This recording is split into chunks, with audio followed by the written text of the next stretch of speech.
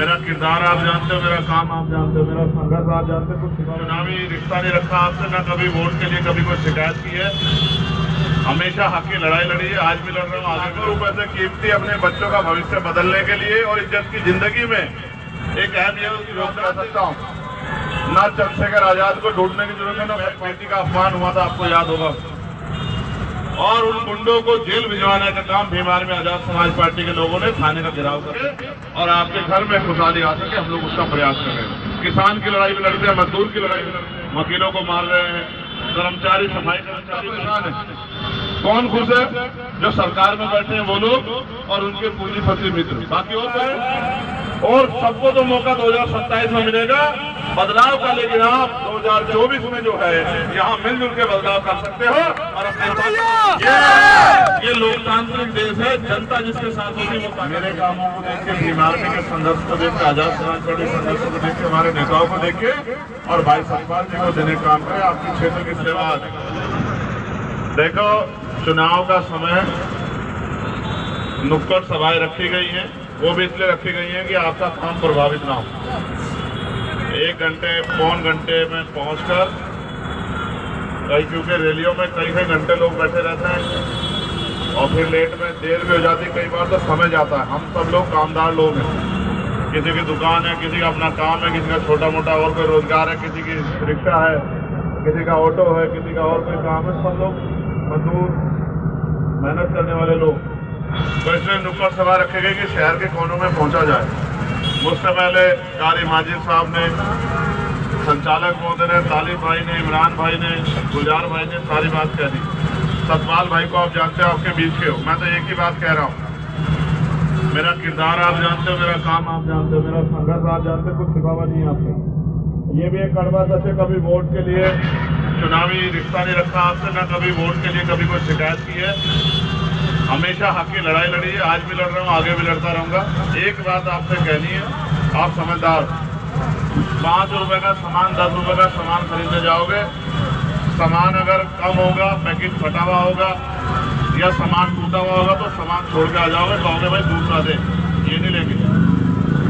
लेकिन लाखों रुपए से कीमती अपने बच्चों का भविष्य बदलने के लिए और इज्जत की जिंदगी में एक अहम योगदान देने के लिए, अपनी ताकत बनाने के लिए वोट डालने जाते हो तो सिर्फ भावनात्मक होकर वोट देके आ जाते हो। फिर कहते हो 5 साल कि जिनको वोट दिया था वो दिखते नहीं है, वो काम नहीं करते, आवाज नहीं उठाते, मदद नहीं करते हैं।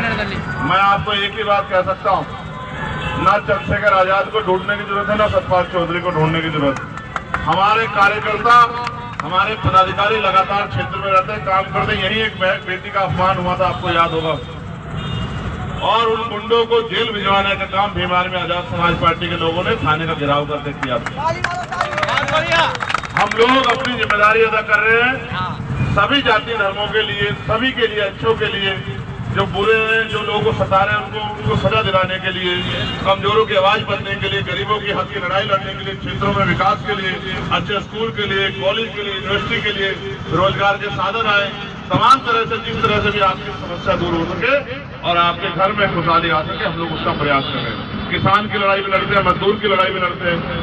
मुझसे लोग कहते हैं इतनी हिम्मत कहाँ से लाते हैं? जब मैं आपका दर्द देखता हूँ, परेशानी देखता हूँ तो हिम्मत खुद से खुद आ जाती है। जब मैं देखता हूँ लोगों पे जुल्म कितना हो रहा है, पत्रकार को जेल भेज रहे हैं, वकीलों को मार रहे हैं, कर्मचारी सफाई कर्मचारी परेशान हैं और अन्य कर्मचारी परेशान हैं, पढ़े लिखे नौजवान बेरोजगार घूम रहे हैं, पुरानी पेंशन जो है बंद कर दी गई है। ये जो हमारे अर्धसैनिक बल के लोग खड़े हैं, ये भी अक्सर भेजते हैं कि भाई ज्ञापन, कि भाई टीचर भेजते हैं, पुरानी पेंशन बहाल करा दो। जनता परेशान है। कौन खुश है? जो सरकार में बैठे हैं वो लोग और उनके पूंजीपति मित्र। बाकी और कोई खुश नहीं है। कोई कारोबार नहीं कर सकता है। जो 70-80 साल से जिन जगहों पर रह रहे हो, आज वहाँ नोटिस आ गए हैं कि अवैध है, आप में कब्जा है, आप में कागज नहीं गिरा देंगे, ये कर देंगे। इस गुंडागर्दी का अंत आपको करना पड़ेगा और कहीं ना कहीं तो शुरुआत करनी पड़ेगी। आप पे मौका है और सबको तो मौका 2027 में मिलेगा बदलाव का, लेकिन आप 2024 में जो है यहाँ मिलजुल के बदलाव कर सकते हो और अपनी ताकत बना सकते हो। रही बात सतपाल चौधरी जी की, उन्होंने आपसे वादा किया है कि 20 तारीख को वोट पड़ेंगे और 23 तारीख को रिजल्ट आएगा और 23 तारीख के शाम से गुंडागर्दी करने वालों से बराबर का हिसाब दिया जाए। गुंडागर्दी करने वालों को फतेहगढ़ भैया। ये लोकतांत्रिक देश है, जनता जिसके साथ होती है वो ताकतवर होता है, जिसका ऊपर आप आशीर्वाद करते हो वो ताकतवर हो जाएगा। मैं भाई सतपाल जी की तरफ से आपसे अपील करता हूँ कि इस बार जब आप वोट डालने जाए, एक मौका मेरे कामों को देख के, भीम आर्मी के संघर्ष को देख के, आजाद समाज पार्टी संघर्ष को देख के, हमारे नेताओं को देख के, और भाई सतपाल जी को देने का काम करें। आपके क्षेत्र की सेवा करने का मौका भाई सतपाल जी को देने का काम करें, क्योंकि आपकी एक वोट इतना बड़ा बदलाव करेगी जिसका आज आपको एहसास नहीं है। अजान हो रही है, मैं यही खत्म करता हूँ और आपसे अपील करता हूँ कि मदद करना। 20 तारीख को केसरी का बटन दबाना। बहुत बहुत धन्यवाद। जय भीम, जय भारत।